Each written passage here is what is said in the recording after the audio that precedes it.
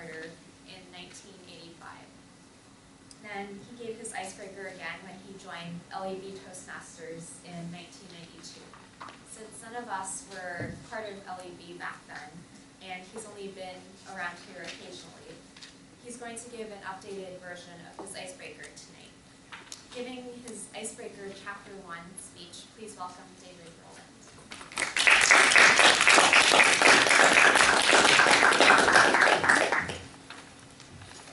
In the beginning, I was a nice Jewish boy from Brooklyn. Madam Toastmaster, fellow Toastmasters, very welcome guests. Tonight I will tell you how I changed my persona from that nice Jewish boy into the suave, debonair, confident raconteur that you see before you. Yes. What's a nice Jewish boy from Brooklyn? Well, I was smart, non-athletic, socially awkward, tongue-tied at times, tall for my age, crew cut. In fact, if you look up nerd in Wikipedia, you could say David Rowland.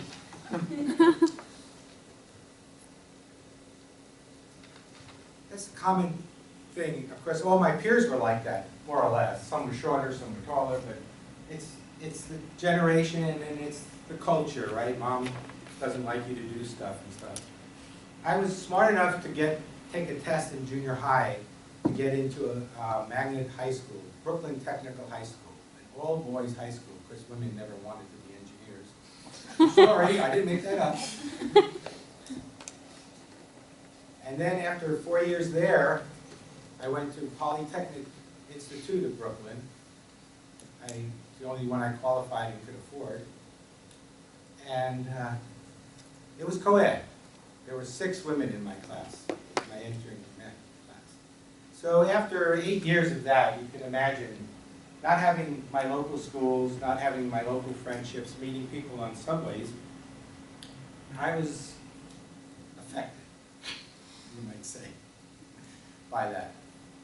So it was with great enthusiasm and excitement that when I graduated as an aerospace engineer that I got a job at Douglas Aircraft Company, Long Beach, California, Southern California. Sunshine. Everything. And through a story that I don't have time to tell you, I ended up settling into Manhattan Beach, which is just a little north on the coast.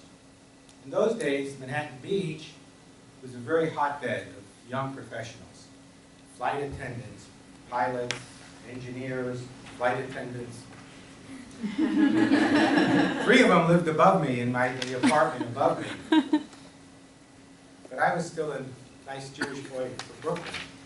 They had nothing. They didn't want to do anything. In fact, they were stealing my aviation wings because my apartment was 3617 and a half. And Aviation Week's addresser did not have a half. So for 6 months, I wasn't getting my aviation weeks. They were going upstairs. And they wouldn't even bring them down after reading. I mean, they were flight attendants. Obviously, they were interested in it. But they wouldn't take the effort to bring it down to the nice Jewish boy from Brooklyn.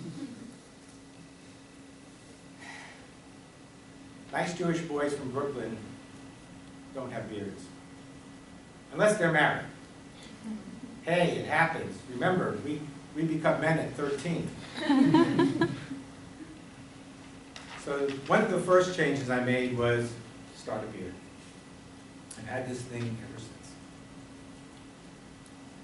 Nice Jewish boys don't go to bars. Manhattan Beach, being a hotbed of young professionals, had a strip of nightclubs.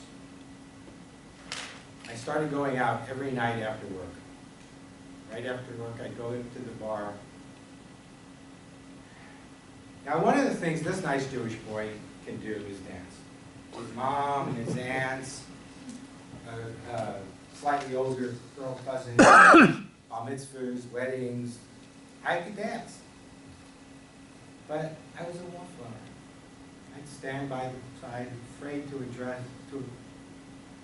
approach these women, afraid of rejection. Then I came up with a pickup line. Hello.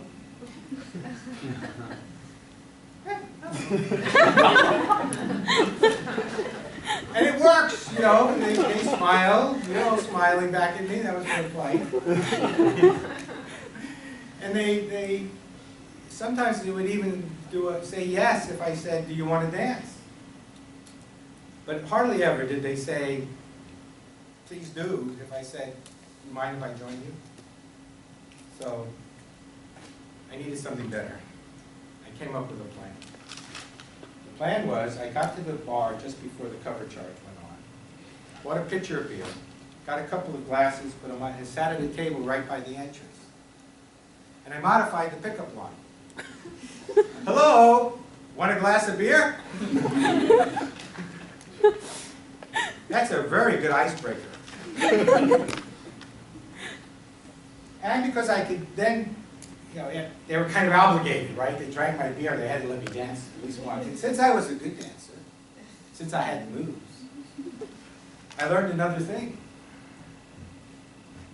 If you're dancing with a beautiful lady, there's another beautiful lady over there, and you're doing good, they want to be part of this. They want to join and they want to dance with you. I call this a feeding frenzy. And so I did this for over a year, pretty much going out every night. And you'll have to wait for chapter 2 to hear how I moved from that beyond being the suave, raconteur. Now I noticed that some of the traits I had are kind of common to men in Silicon Valley, so I hope you've been taking notes. And if you need any help, just let me know. But I can do it, you can do it.